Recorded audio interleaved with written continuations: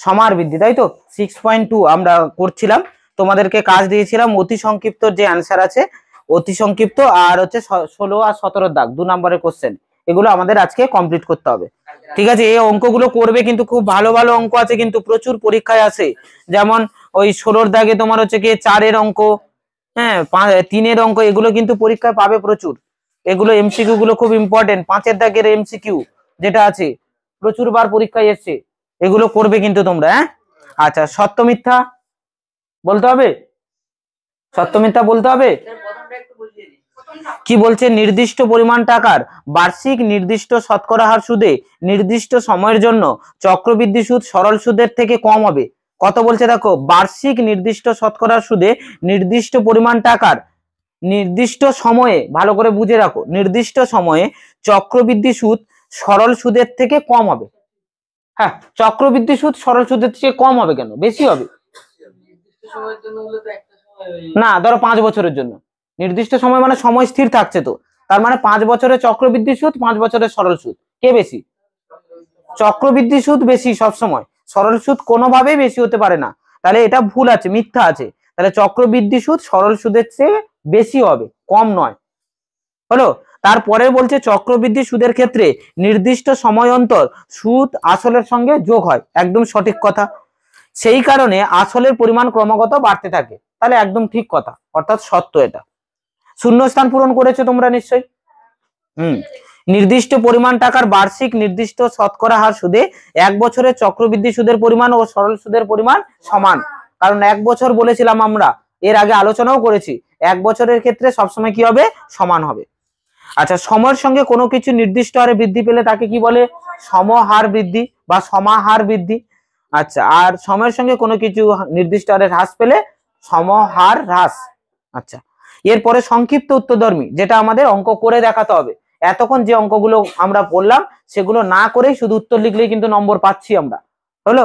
কিন্তু এখন যে অঙ্ক পড়তে চলেছি 17 দাগে, সেই 17 দাগের অঙ্কগুলো আমাদের করে দেখাতে হবে, 2 নম্বরের অঙ্ক, যার মধ্যে ফার্স্ট অঙ্ক খুবই ইম্পর্টেন্ট। এবং এখানে যতগুলো অঙ্ক আছে সবকটাই কিন্তু খুব ভালো ভালো অঙ্ক, পরীক্ষায় প্রচুর বার ঘুরে ফিরে আসে কিন্তু, এবং টেস্ট পেপারে প্রচুর বার দেখতে পাবে অঙ্কগুলো। ঠিক আছে, হ্যাঁ এবছর টেস্ট পেপার দেখেছো তুমি? হ্যাঁ, আর এবছর মাধ্যমিকের কোশ্চেন মানে শর্ট কোশ্চেনের ক্ষেত্রে বলবো খুব উল্টো পাল্টা কোশ্চেন হয়েছে বাবা। ঠিক আছে, যেটা খুব ভালো স্টুডেন্ট ছাড়া বা খুব দক্ষতা ছাড়া করা একটু মুশকিল। বোঝা গেল কি বলেছে? তাই ভালো করে অঙ্ক বুঝবে কিন্তু বাবা, আমি বারবার বলবো বাবা, ভালো করে অঙ্কগুলো বুঝবে, তাহলে দেখবে নিজেরাই করতে পারবে। ঠিক আছে, আমি বারবার ওই জন্য আমি কিন্তু বারবার অঙ্কের থিওরি পার্টের উপরে জোর দেই কিন্তু। দেখো, আমি জানি না তোমরা কতটা লোকের সঙ্গে কম্পেয়ার করো, আমি কিন্তু থিওরি পার্টের উপরে আলাদা একটা ক্লাস ক্রিয়েট করি। আমি প্রথম যেদিন হয় থিওরি পার্টের উপরে আলোচনা করি। অন্যান্য প্রচুর জায়গা আছে যেখানে পড়াশোনার ক্ষেত্রে বা প্রচুর স্যার আছে ডাইরেক্ট অঙ্কতে চলে যায়, সেই ঠিক আছে, কিন্তু আমাদের কিন্তু থিওরি পার্ট পড়তে হবে, ওই জিনিসটা সম্পর্কে জানতে হবে। কারণ অঙ্ক আস্তে আস্তে কিন্তু ঘোরানো ফেরানো অঙ্ক প্রচুর আসছে, ব্রড কোশ্চেন ছাড়া। ব্রড কোশ্চেন হয়তো তুমি কমন পেয়ে যাবে, কিন্তু শর্ট কোশ্চেন করতে গেলে তোমাকে দক্ষতা লাগবে, জানতে হবে ওই সাবজেক্ট সম্পর্কে, ওই চ্যাপ্টার সম্পর্কে জানতে হবে। বোঝা গেল? ক্লিয়ার হয়েছে? চলো, স্যার এই 17 দাগের অঙ্কগুলোর জন্য যদি উপরে না লিখি আসল সমান এটা ওটা ডাইরেক্ট যদি অঙ্ক লিখে যায়, না লিখতে তো হবে, শর্টলি তো লিখতেই হবে। 2 নম্বরের অঙ্ক মানে তোমাকে তথ্যগত দিতেই হবে মোটামুটি একটা। ঠিক আছে, চলো তাহলে কি বলছে দেখো, আমরা ফার্স্ট অঙ্কটা করি 17-1, যেটা এমসিকিউ 16 দাগে যে এর 5-এর অঙ্ক ছিল সেই অঙ্ক আর এই অঙ্ক সেম অঙ্ক। ঠিক আছে, ওখানে দেখো আমাদের সুদের হার চেয়েছিল, এখানে ও সুদের হার শতকরা বার্ষিক সুদের হার বের করতে হবে। এখানে কি কি দেওয়া আছে দেখো, 400 টাকার 2 বছরের সমূল চক্রবৃদ্ধি 441 টাকা হলে, ভালো করে বুঝে দেখো, 400 টাকার 2 বছরের সমূল চক্রবৃদ্ধি 441 টাকা হলে বার্ষিক শতকরা সুদের হার নির্ণয় করতে বলেছে। তাহলে দেখো আমরা যা যা বলা আছে আগে লিখে ফেলি। কি কি বলা আছে না, 400 টাকা বলেছে। আচ্ছা, আগে আমরা কোষে দেখি কত ছিল এটা, তাহলে কোষে দেখি 6.2। আচ্ছা, এই 6.2 কত দাগ আমাদের, 17-1, তাই তো? এই 17-1 দাগ দেখো, 17-1 দাগে কি বলছে আমরা দেখে নিই। তাহলে 17-1 দাগে দেখো, তাহলে প্রথমে আমরা যা যা বলা আছে লিখে ফেলি। আসল, তাহলে আসল আমাদের কাছে পি, যেটাকে আমরা পি ধরি, সেটা কত বলে দিয়েছে, 400 টাকা। এই 400 টাকা লিখে ফেললাম। আচ্ছা, এর সঙ্গে কি সময় বলে দিয়েছে না, তাহলে সময় লিখে ফেললাম। সময় যেটাকে আমরা কি ধরি, চক্রবৃদ্ধি সুদ বলেছে, তার মানে এন। এন সমান কত ধরি আমরা, 2 বছর। এই আর কি ধরি আমরা, সুদের হার কিন্তু নেই, ওটা ধরতে হবে, তাই ওটা পরে লিখছি। আর বলা আছে দেখো সমূল চক্রবৃদ্ধি বলা আছে বইতে, সমূল চক্রবৃদ্ধি এইটা বলেছে দেখো 441 টাকা, 441 টাকা হলো। আর এখান থেকে চলে যাব সুদের হার, এটাকে ধরি বলে লিখবো, ধরি সুদের হার। সুদের হার যেটাকে আমরা আর ধরি, সেটা ধরে নিচ্ছি আমরা x%, জানি না তো কত হলো। হ্যাঁ অসুবিধা নেই, ভালো তো আরো, ঠিক আছে। তাহলে এখানে শর্তানুসারে ডাইরেক্ট করব, এখানে কিন্তু আর করব না, কারণ এটা ছোট অঙ্ক 2 নম্বরের, তাই শর্তানুসারে লিখে চক্রবৃদ্ধি সমূল চক্রবৃদ্ধি বের করব, 441 এর সঙ্গে সমান করে দেবো, বোঝা গেল। তাই আমরা আর লাইন বাড়াচ্ছি না। তাহলে সমূল চক্রবৃদ্ধি সমান কি ছিল, পি ইন্টু পি মানে কত, এখানে 400 ইন্টু 1 প্লাস আর মানে কত জানি না, x by 100 whole to the power n মানে কত 2 ইকুয়ালস টু কত বলেছে 441। এই বোঝা গেল। তাহলে প্রথম আমরা কাজ কি করব, 400 কে ওপারে নিয়ে যাব, তাহলে 1 প্লাস এক্স বাই 100 যেমন ছিল হোল টু দি পাওয়ার 2 সমান 441 বাই 400 হলো। একে হোল স্কয়ারে লিখতে পারো, আর নালে স্কয়ার ওপারে গেলে রুট হয়ে যাবে, যেটা খুশি তোমরা করতে পারো। তো আমরা হোল স্কয়ারে বানিয়ে নিই, দুদিক থেকে হোল স্কয়ার তুলে নেবো। তাহলে 1 প্লাস এক্স বাই 100 তার হোল স্কয়ার ইকুয়ালস টু কত, 441 কত স্কয়ার জানো 21, আর 400 কত স্কয়ার 20।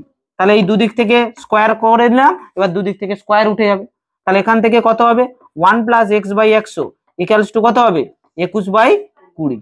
তাহলে এখান থেকে এক্স বাই 100 সমান কত হবে না 21 বাই 20 মাইনাস 1, তাই তো। তাহলে এটা ক্যালকুলেশন করলে কত পাবে 21 মাইনাস 20 বাই কত 20, তার মানে কত হবে 1 বাই 20, তাই তো নাকি। তাহলে এবারে এর জাস্ট পরের টুকুটা আমি এখানে করে দিচ্ছি।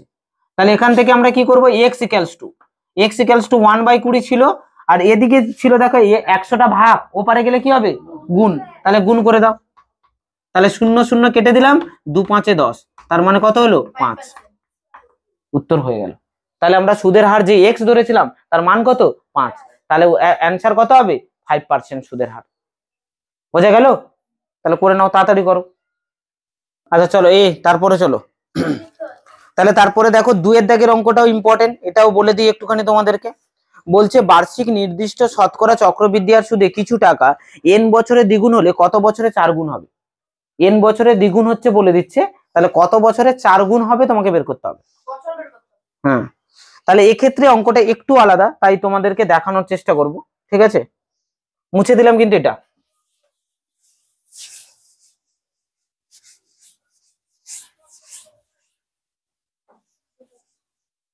তাহলে দেখো 17-2 কি বলছে দেখে নি আমরা, 17 দাগে 2 কি বলছে দেখো। বলছে বার্ষিক নির্দিষ্ট শতকরা চক্রবৃদ্ধি আর সুদে কিছু টাকা n বছরে দ্বিগুণ হচ্ছে, হলো। তাহলে কিছু টাকা মানে আসলে আমাদের কাছে জানা নেই, সুদের হারও আমাদের কাছে জানা নেই, শুধু জানা আছে n বছর, এই n বছরে কি হচ্ছে দ্বিগুণ হচ্ছে। তাহলে বলছে কত বছরে 4 গুণ হবে আমাকে বের করতে হবে। তাহলে আমরা কাজ কি করব না, প্রথম ধরে নেব যেগুলো যেগুলো দেওয়া নেই। তাহলে আমরা লিখবো ধরি আসল সমান কত টাকা পি টাকা, যেগুলো যা ছিল তাই রাখবো, কারণ সূত্রেতে লিখতে সুবিধা হবে, হলো। আচ্ছা আসল ধরে নিলাম, সুদের হার ধরতে হবে আমাদের, এটাও বলা নেই। তাহলে সুদের হার যেটাকে আমরা কত ধরবো r%, হলো। আর সময় তো বলে দিয়েছে n বছরে, তাহলে সময় আমাদের কাছে কত আছে, সময় যেটাকে আমরা লিখছি n বছর। আচ্ছা এটাকে আমরা প্রশ্নানুসারে লিখি, তাহলে সুবিধা হবে, নাহলে এটাও ধরে নিচ্ছি মনে হবে প্রশ্নানুসারে। প্রশ্ন অনুযায়ী সময় কত বলেছে n বছর, তাহলে অতএব তাহলে কত না আসল P into 1 plus r by 100 whole to the power n, এইটা ইকুয়ালস টু কত দ্বিগুণ হবে বলেছে দেখো, তাহলে 2p, দেখে না এইটা ইকুয়ালস টু কত পেলাম 2p, তাই তো। খুব বেশি হলে পিটাকে আমরা সরিয়ে দিতে পারি, তাহলে 1 plus r by 100 whole to the power n equals to কত 2, দেখো দুদিক থেকে পি গুণ ছিল চলে গেল, তাহলে এইটাকে আমরা 1 দিয়ে রেখে দেবো, হলো। তাহলে এবারে আমরা লিখবো আবার ধরি কত বছরে, না আমরা তো জানি না, তাহলে x বছরে 4 গুণ হবে, 4 গুণ হবে। তাহলে অতএব আবার আমরা করছি, তাহলে n x বছরে বের করব, p into 1 plus r by 100 whole to the power কত x বছর, তার মানে n এর জায়গায় x বসে গেল, ইকুয়ালস টু 4 গুণ, তার মানে কত হবে 4p। দেখো ঠিক বুঝেছো কিনা, বোঝা গেছে, বোঝাতে পেরেছি না পারিনি?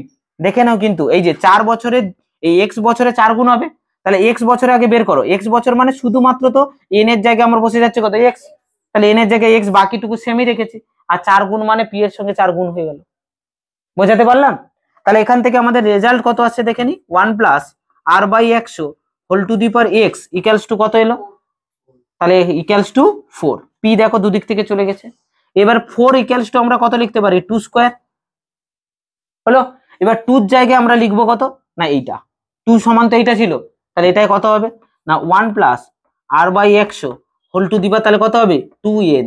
দেখে নাও এই n ছিল আর এর মাথার এই যে 2, এইটা গুণ হয়ে গেল কত 2n, এক লাইন স্কিপ করে দিয়েছি, অ্যাকচুয়ালি লেখা উচিত ছিল যেটা সেটা লিখে দিই তোমাদেরকে এখানে, সেটা হলো 1 plus r by 100 whole to the power n, আর এইটার পাওয়ারে 2 বসবে, এইটা অ্যাকচুয়ালি এখানে লেখা হতো, ঠিক আছে, সেইটা আমি স্কিপ করেছি, এই n আর 2 পাওয়ারে গুণ হয়ে গেছে, হয়ে 2n তৈরি করেছে। বোঝাতে পারলাম? দেখো এই 2টার জায়গায় তো এই মানটা বসছে, তাহলে মাথার 2টাতে থেকে গেছে, সেই মাথার 2 হচ্ছে এটা। ক্লিয়ার করতে পেরেছি, বোঝাতে পেরেছি? তাহলে এবারে দেখো এইটা আর এইটা কম্পেয়ার করো, দেখো ভেতরে 1 1 প্লাস প্লাস আর আর নিচে 100 নিচে 100 হোল টু দি পাওয়ার এখানে x, এখানে কত n, তাহলে এখান থেকে অতএব x ইকুয়ালস টু কত 2n, এই তো উত্তর হয়ে গেছে। তাহলে অতএব 2n বছরে 4 গুণ হবে। আচ্ছা এরপরে চলো দেখি, এরপরে তাহলে পড়া যাক, দেখি কোনটা করতে হবে দেখে নি। তাহলে 3-এর দাগে কি বলছে দেখো, বার্ষিক 5% চক্রবৃদ্ধি হার সুদে কিছু টাকার 2 বছরের চক্রবৃদ্ধি সুদ 615 টাকা হলে তাহলে আসল নির্ণয় করি। এটা তো করা যাবে, আশা করা যায়। কেন বলছি আমরা না, চক্রবৃদ্ধি সুদের অঙ্ক অলরেডি আমরা বড় অঙ্ক করে এসেছি, তাহলে আমরা ধরে নেব আসল মানে আসল ধরে নিতে হবে, নিয়ে আমরা চক্রবৃদ্ধি সুদ আগে বের করব। চক্রবৃদ্ধি সুদ কিন্তু ভালো করে মাথায় রাখবে, অর্থাৎ সমূল চক্রবৃদ্ধি থেকে মাইনাস আসল বিয়োগ করতে হবে, করলে আমরা চক্রবৃদ্ধি যে সুদ পাবো সেইটার সঙ্গে 615 সমান করতে হবে, করলে উত্তর চলে আসবে। পারবো তো করতে? চলো তাহলে এটা আর করাচ্ছি না। পরে 4-এর দাগে বলো, প্রতি বছর 8% হ্রাসপ্রাপ্ত হলে n বছর পর একটি মেশিনের মূল্য হয় v টাকা, তাহলে n বছর পূর্বে মেশিনের মূল্য কত ছিল? তাহলে এরকম অঙ্ক করে এসেছি, দেখো বর্তমান থেকে পূর্বে যেতে বলছে, তাহলে আমরা n বছর পূর্বে মেশিনের মূল্য ধরে নেব, যে মেশিনের মূল্য ছিল x টাকা, তাহলে এবারে হ্রাস হচ্ছে প্রতি বছর 8% করে, তাহলে 8% হ্রাসে চাপিয়ে দেবো, সেইটা ইকুয়ালস টু লিখবো কত v, মানে যেটা আসলো সেটাই হবে কি v, তাহলে সেখান থেকে আমরা x এর ভ্যালু বের করব, করে দিই একটুখানি এই মানটা, কারণ এটা একদমই ছোট অঙ্ক, তবে করে দেবো কেন একটুখানি বলার জন্য, কারণ এখানে বলার আছে একটা জিনিস।